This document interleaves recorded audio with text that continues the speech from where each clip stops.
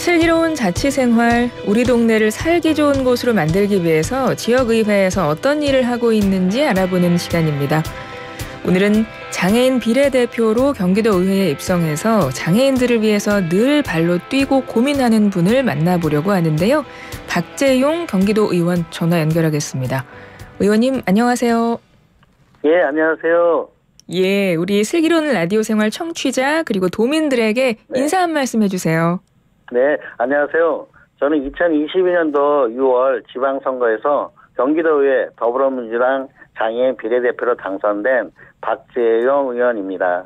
네, 반갑습니다, 의원님. 네, 안녕하세요. 예. 경기도의회 초선이십니다. 그리고 장애인 비례대표로 입성을 하셨어요. 지난 의정활동 돌이켜보면 어떠세요? 저는 2살 때 이제 소아마비로 인해서 장애 정도가 심한 중증 장애인으로 이제 생활하고 있습니다. 저는 장애인 비례대표로서 우리 그 장애인과 비장애인을 차별하지 않고 또 모든 국민이 동등하게 존중받는 세상을 만들어가는 것이 제 사명이라고 생각하고 있습니다. 또 경기도의회에 들어와서는 장애인 이동권을 보장하기 위해 노력해왔고 또 사회에서 장애인이 차별받는 구조적인 모순을 좀 발견했고 또 제도를 개선하기 위해 노력하고 있습니다.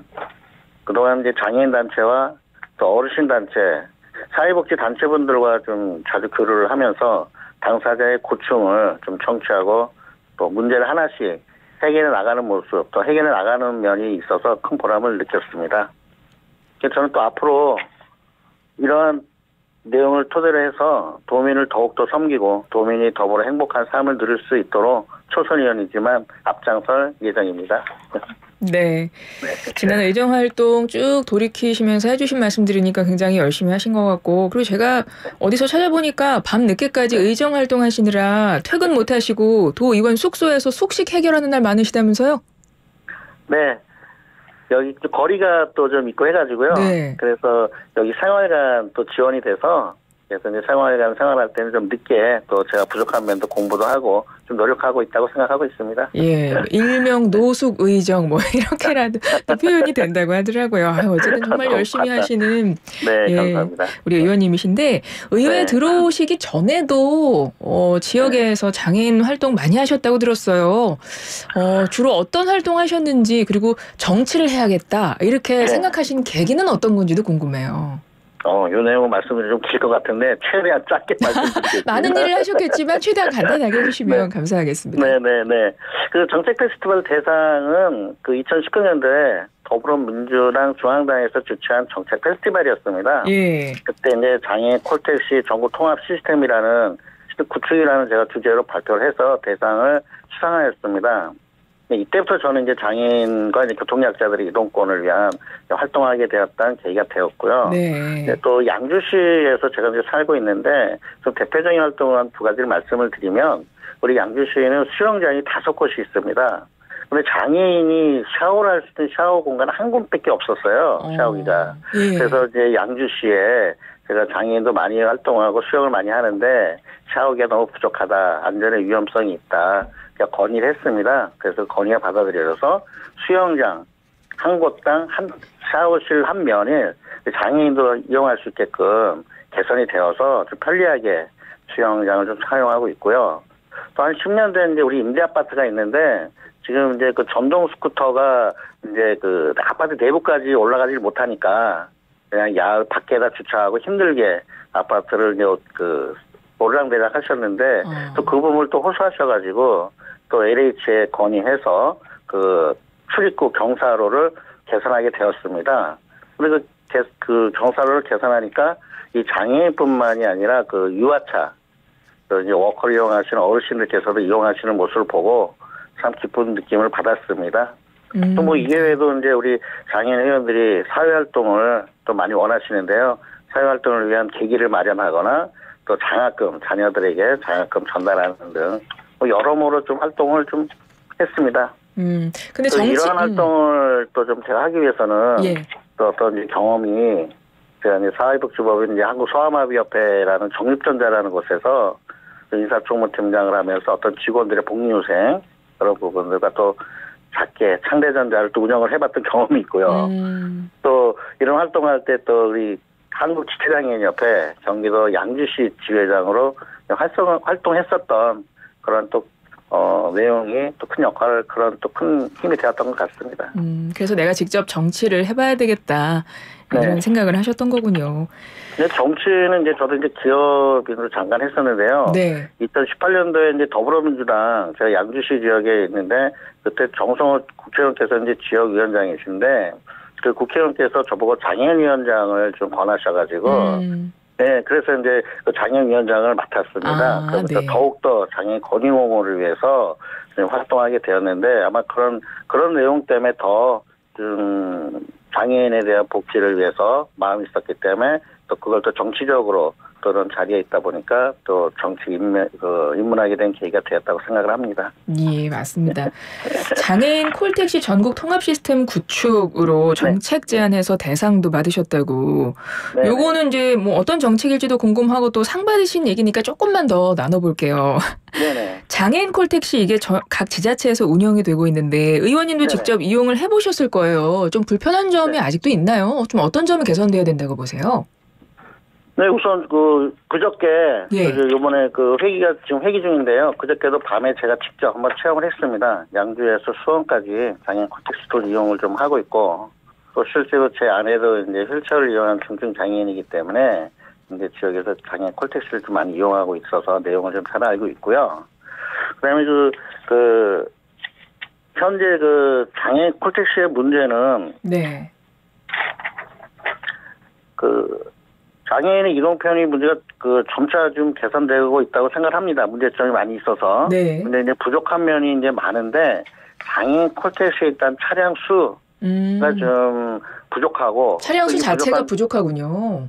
네네. 그 차량 수가 이제 휠체어를 이용하는 리프트 차량 기능이 있고 또 휠체어를 이용하지 않은 노인과 임산부가 이용할 수 있는 차량이 있어야 되는데 지금 지자체마다 다 다르지만 좀 열악한 환경에 있는 곳은 리프트 차량만 있어서 그 차량이 모든 이용하는 회원들이 다 이용하기 때문에 좀 배차에 문제가 있고요. 그래서 차량 수가 좀 구분되어서 더 필요하고 또 운전을 하다 보면은 운전원이 지금 경기도는 한 대당 1.1명꼴의 차량 운전원이 배차가 되어 있습니다. 예.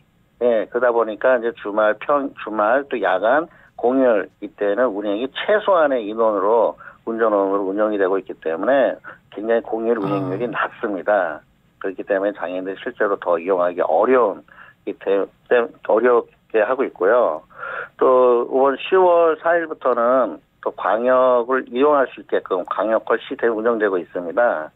네, 이거는 이제 다른 지자체로 옮겨가는 이동수단으로 이제 기능을 했는데 사실 이게 시행 초기여서 그런지 좀 예약은 안 되고, 그다음에 바로 즉시 이제 이용할 수 있게끔 전화를 걸면 대기 시간이 상당히 길다라는 그런 문제점이 좀 있습니다. 그런 것들도 하나하나 지금 개선이 되어야 될 부분이군요.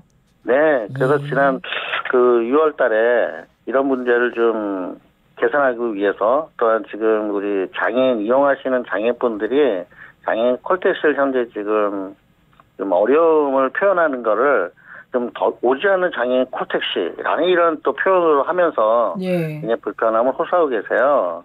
그래서 이제 이런 부분을 지난 6월 예결산 특별위원회에서 장애인 콜택시 운전 확대 방안들을 좀 제안하고 또 경기도 협의해서 운전 확대를 약속받기도 했고요. 또 김성현 지사께서 4월 달에 운전원을 단계적으로 2년, 25년, 26년 그때서 1.5명 또 2.0명까지 확대 보급하겠다. 또 이런 또 주세 공약이라든가 이런 부분들이 있기 때문에 좀 더 많이 좋아질 거라고 기대하고 있습니다. 예.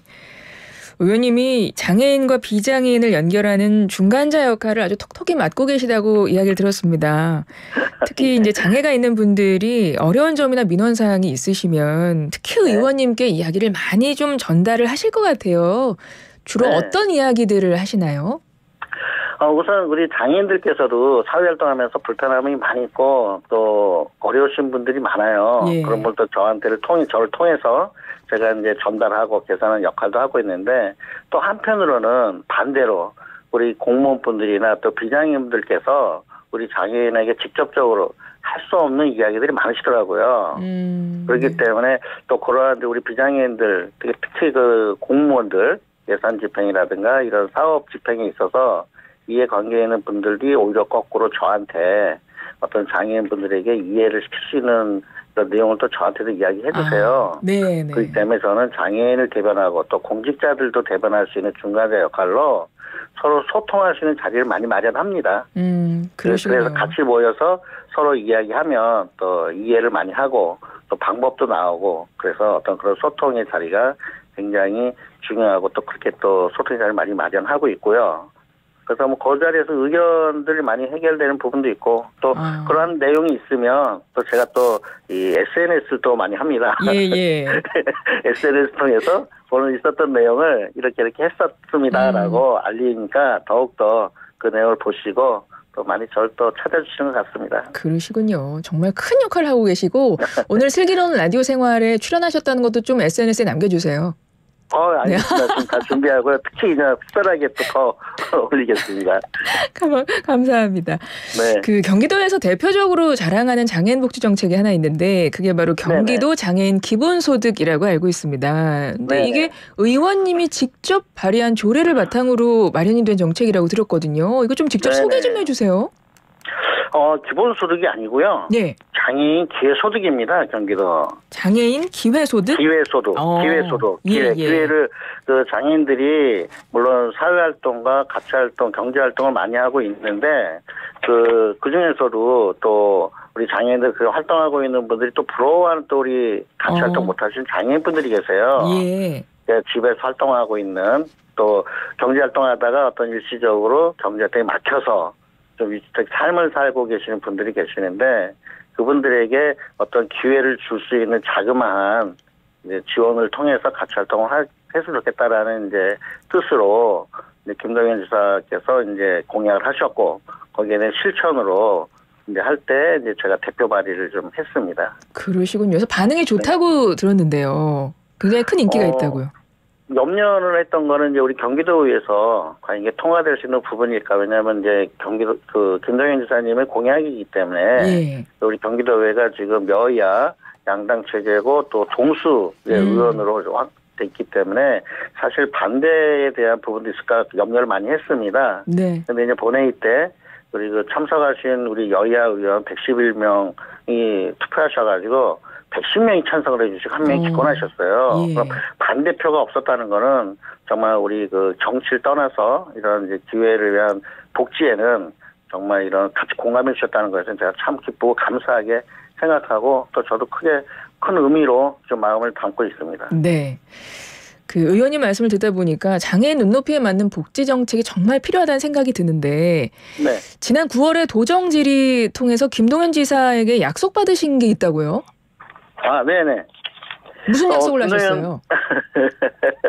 저희가 이제 의회에서 회의 때 20분 이제 도정 질의하는 또 시간이 있습니다. 네. 제가 이제 신청을 해서 했는데 김동연 지사님께 4가지 또 임태 교육감님께 1가지 도정 질의를 통해서 좀 질문했습니다.